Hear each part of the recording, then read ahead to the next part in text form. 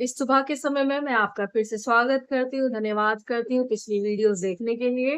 मैं आपका हृदय से धन्यवाद करती हूँ और परमेश्वर का भी धन्यवाद करती हूँ। इन रील्स को वीडियोज़ का बनाने का पर्पज़ सिर्फ़ इतना है कि आप लोगों को एक पॉज़िटिव सोच देना, कि बाइबल कैसे कहती है, बाइबल क्या कहती है, क्योंकि बाइबल जो है पूरी तरह से हमारी सोच के ऊपर आधारित है। हम जैसा सोचेंगे, वैसा ही हमारे लिए होता चला जाएगा। जैसे हम अपने परमेश्वर पिता के बारे में सोचेंगे, वो हमारे लिए वैसा ही बनेगा। तो इसलिए बेटर है कि हम अपनी सोच अच्छे वे में लेकर चलें।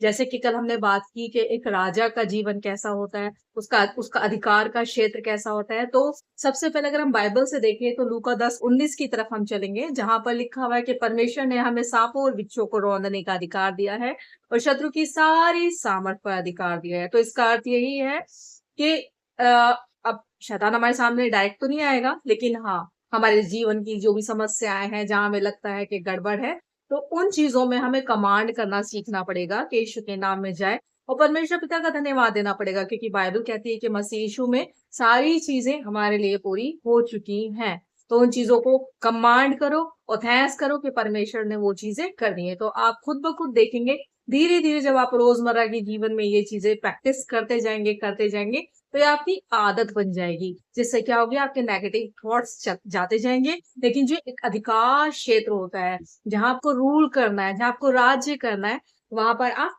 अच्छी तरह से अपने अधिकार क्षेत्र में राज्य करने लग जाएँगे। Thank you.